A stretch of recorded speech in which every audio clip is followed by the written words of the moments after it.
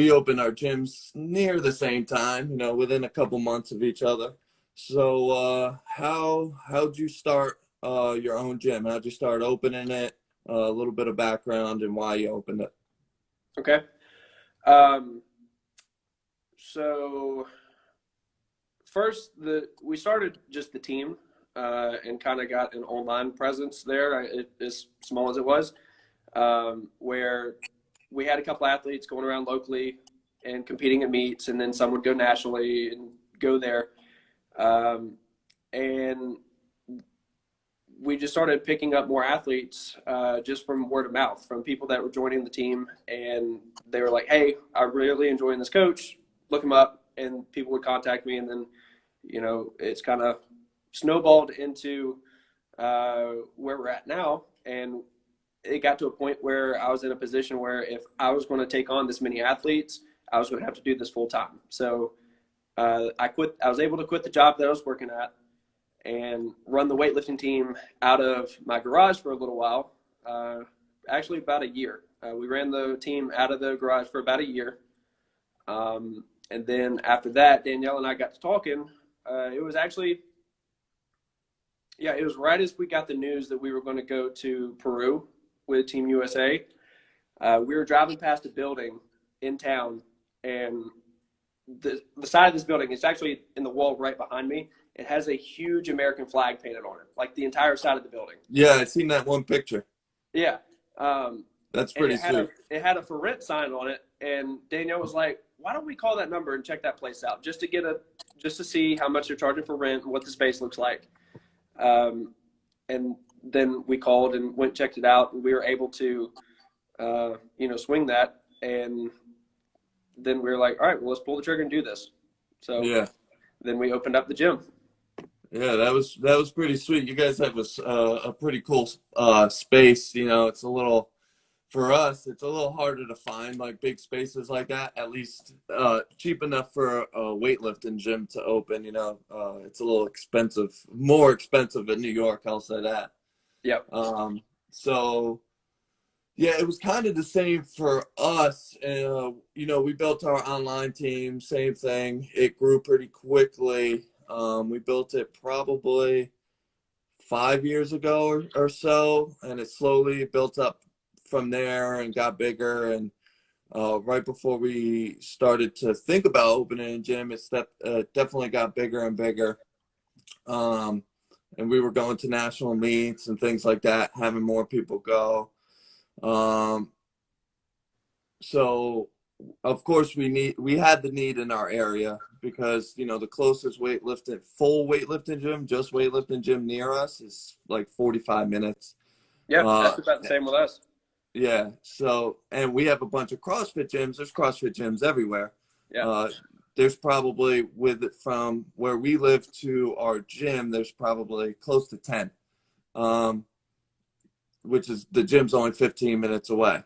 So, but you were seeing more as CrossFit progressed. You were seeing them not really want weightlifting athletes at their gym, because we got to train 2 hours a day at least. We're taking up space, and they're not making money off of us, which is understandable. Mm-hmm. So we actually did a seminar. We got offered to go, after the seminar, we got offered to open up a little space inside of a CrossFit gym in the back, maybe 900 square feet to 1,000 square feet, no windows, a little space in the back. Is that the one with the chandelier that was in the place? Yeah, with the chandeliers. Yep, with the chandeliers. Did y'all keep the chandelier in there? Yeah, we did. We nice. did. That's a good move. Yeah, we definitely did. I think that was Amy's suggestion to keep that. Yeah. So, unfortunately, it didn't work out. We were forced to leave there pretty quickly after fixing it up, which kind of was a blessing in disguise, I guess. It like forced us to have to open a place. Yeah. From leaving other gyms and then going to do that. A lot of gyms aren't going to take you back after opening your own gym and trying to go back.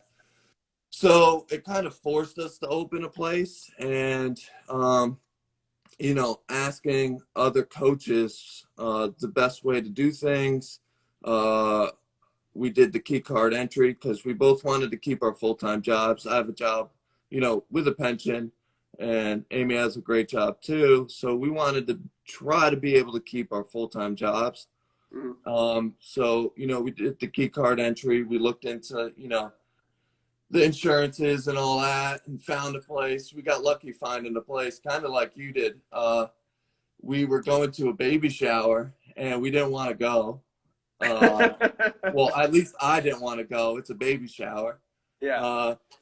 We ended up going, and the place next door to the event place they were having it was up for rent, and it used to be some kind of kickboxing gym. So I was like, oh, this place looks probably small, and I haven't seen this on the internet as I was already looking. So I looked it up on the internet, and it was like perfect size. It was a little over 1,300 square feet. Had a bathroom in the back, and it was perfectly laid out. And I wanted a small gym because I didn't want to have to force myself to like push to get members in there, like do anything I could to get members in there. I wanted to kind of not grow organically, but I wanted it to grow because people wanted to weightlift. I didn't want to, do all these things to get people in there. Yep. So we got lucky, after a few months of like negotiating, we got the place. And we just built it off of like, kept our online presence too. And we just built it off of like, basically off of like learning from other gyms, learning like from being around other gym owners and what they did good and what they did bad. And we just try to like, we kind of try to just not make those same mistakes. Obviously we're going to make our own, but not make the same ones. Not make the same ones, and just kind of build it from there. So we opened in October, and then this hit, but like I said, we're lucky. So we'll be open whenever we open, and we'll try to go back to as normal as possible. Yeah, that's you said a lot of things in talking about that it's kind of funny. Like you said that you guys getting pushed out of one place was a blessing in disguise. Like, it's kind of funny that things like that happen. And it's just like, when you get those kind of signals, you're like, all right, maybe this is supposed to happen. Like it gives you a little more comfort knowing that the decision you're making is the direction you're supposed to be going, which was kind of the same. We had a couple of little signs like that kind of pushed us. Yeah, it was nerve-wracking actually for me, and it's funny because I'm kind of like the laid back, cool, calm guy, other than competition day. But and Amy was the one that kind of like pushed us to do it. She's like, we can do this, like we can do it, we'll figure it out, we can do it. And it definitely was a great idea. It was definitely an awesome idea, and it's gone great so far for sure. Yeah, man. I'm hoping I can make it up to Danielle and I can make it up there and come see. I know you're gonna have to now because we're coming down there, so there's no excuse. Yeah, we're gonna be definitely obligated to come up and do it.